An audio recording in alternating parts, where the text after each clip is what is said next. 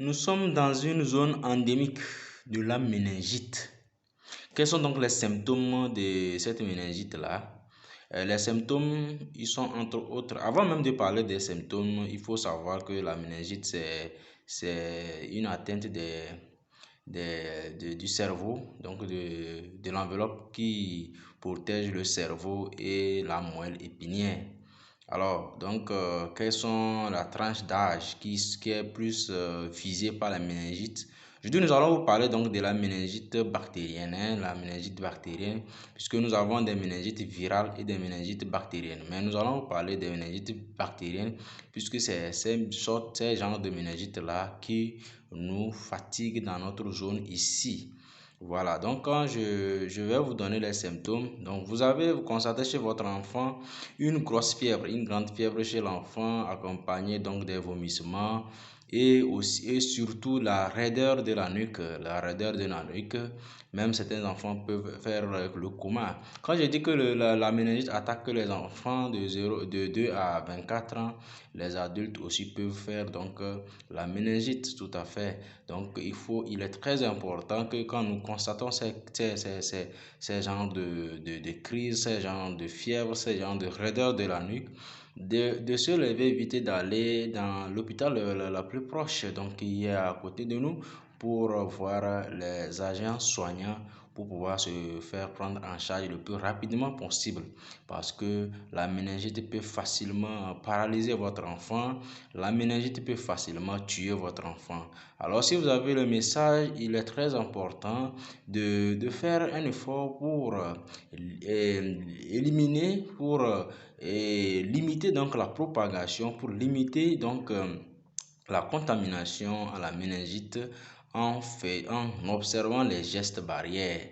Tout à fait. Donc, c'est ce qui nous amène à dire que la COVID nous a amené des systèmes donc de gestes barrières, et ces gestes barrières simplement peuvent nous éviter de faire la méningite tout simplement en portant les bavettes. Oui, en portant les bavettes et en lavant nos mains régulièrement. C'est très important car avec la poussière qui est dans notre zone, donc nous sommes exposés à faire facilement la méningite.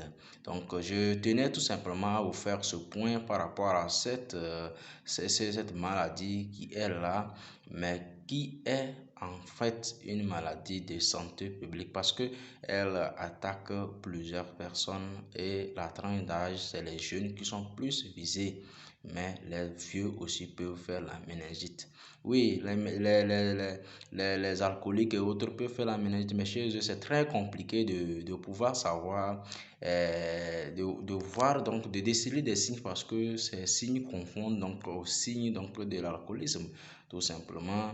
Et comme je vous l'ai dit, nous devons faire attention à notre vie, parce que la vie, elle est très chère, la vie, elle est moindre geste, on va partir tout simplement, ou on va être paralysé. Vous savez que tout ce qui attaque le cerveau peut vous paralyser tout simplement. Tout ce qui attaque la moelle épinière peut vous paralyser. Et donc la méningite attaque ces deux éléments, et elle peut simplement et facilement vous paralyser. Alors si vous constatez ces signes, donc ces signes cardinaux que je peux le dire, ces signes simples que je viens de noter, je viens de citer, tout simplement raideur de la nuque, grande fièvre, des vomissements, des crises, il faut tout simplement aller à l'hôpital. Il ne faut pas penser qu'on a envoûté votre enfant. Ça peut être la méningite. La méningite bactérienne, elle se soigne à 100% avec des antibiotiques. Tout simplement, on vous administre des antibiotiques et vous êtes guéri.